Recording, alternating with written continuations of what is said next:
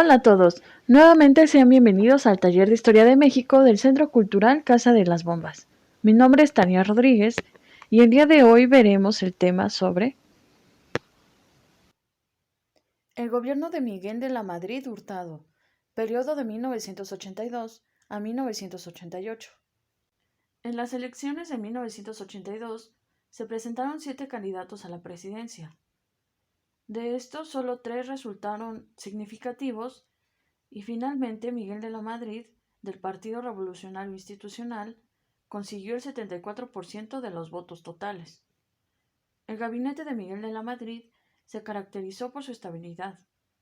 Varios ministros permanecieron en el cargo durante todo el sexenio. El gobierno de Miguel de la Madrid trató de ganar credibilidad a través de una campaña denominada Renovación Normal de la Sociedad.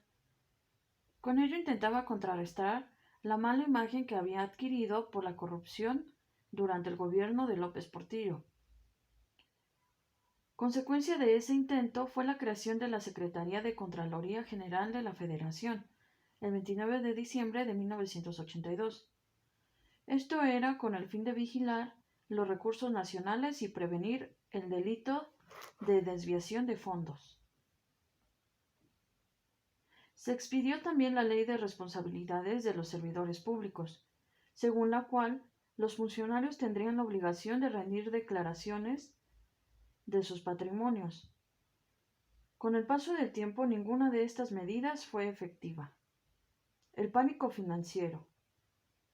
El gobierno de Miguel de la Madrid tuvo que enfrentarse con frecuencia al pánico financiero. Después de la devaluación de 1976, no había sido posible fijar la estabilidad que se había cambiado constantemente en lapsos breves. La iniciativa privada, previniendo posibles pérdidas, había sacado del país importantes cantidades de dólares, alrededor de 30 billones, para poder depositarlos en Estados Unidos. Esto dificultaba en México la salida de la crisis económica. El país vecino facilitó préstamos, lo mismo que el Fondo Monetario Internacional, con lo que continuó aumentando el monto de la deuda externa, que llegó a ser de 87 millones de dólares para ese entonces. Sabido esto, el gobierno implementó un plan de emergencia conocido como Plan Inmediato de Reordenación Económica, cuyo objetivo era mantener el empleo, reducir la inflación y propiciar el crecimiento económico. Más adelante se ideó el Plan Nacional de Desarrollo, para el que fue necesario hacer algunas reformas constitucionales. Este proponía la modernización de la planta productiva, el sistema de distribución y el sistema financiero. Aunque se pretendía que el Estado siguiera siendo el rector de la economía, comenzó la venta de una gran cantidad de empresas paraestatales. Algunas de las medidas que tomó el gobierno, como el alza en los impuestos a aquellos contribuyentes que recibieran anualmente un ingreso superior a 5 veces el salario mínimo, no fueron bien recibidas. Por otra parte, el impopular impuesto al valor agregado, es decir, el IVA, subió del 10 al 15% en general y al 20% para productos de lujo. Todo esto afectaba la ya deteriorada economía de los mexicanos, quienes se enfrentaban a la baja en el empleo y a la pérdida del poder adquisitivo. La tensión con Estados Unidos. La relación con Estados Unidos vivió momentos de conflicto. Durante el sexenio ya eran muy graves los problemas de los mexicanos que cruzaban ilegalmente la frontera para poder buscar mejores oportunidades de vida. La crisis contribuía a que se incrementara la migración. Muy importante fue la descentralización de la educación normalista que llevó a cabo el gobierno de Miguel de la Madrid, a pesar de hallar abiertas oposiciones por parte de varios sectores populares. Un aspecto relevante del sexenio de Miguel de la Madrid fue el asesinato en circunstancias que nunca se aclararon de varios periodistas que habían realizado críticas al sistema político del gobierno.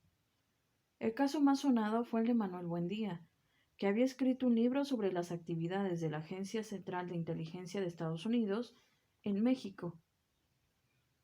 Durante el gobierno de la Madrid sucedieron algunas tragedias de grandes consecuencias. Una de ellas fue la serie de explosiones en la planta gasera de San Juan en el Estado de México.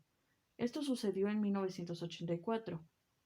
Y la otra fue el terremoto que azotó la Ciudad de México el 19 de septiembre de 1985. Al acercarse las elecciones presidenciales de 1988, algunos miembros del Partido Revolucionario Institucional, que querían democratizar al partido, formaron dentro de éste la llamada Corriente Democrática. Sus fundadores oficiales fueron Cuauhtémoc Cárdenas, Porfirio Muñoz Ledo e Ifigenia Martínez. Los focos conservadores del PRI protestaron de inmediato. Los impulsores de la corriente democrática nombraron a Cárdenas precandidato a la presidencia, nominación que no fue apoyada por las otras fuerzas del PRI. Finalmente, la corriente democrática abandonó el partido y se unió a la coalición Frente Democrático Nacional, que postuló como candidato a la presidencia a Cuauhtémoc Cárdenas. El PRI, por su parte, postuló a Carlos Salinas de Gortari y el PAN a Manuel Cloutier. Según los resultados oficiales, ampliamente discutidos por una serie de irregularidades, Salinas triunfó con el 50% y Cárdenas obtuvo el 31%. Con el tiempo, el movimiento de Cárdenas culminó con la fundación del Partido de la Revolución Democrática, mejor conocido como PRD, el 6 de mayo de 1989. Hasta aquí los acontecimientos principales del gobierno de Miguel de la Madrid Hurtado.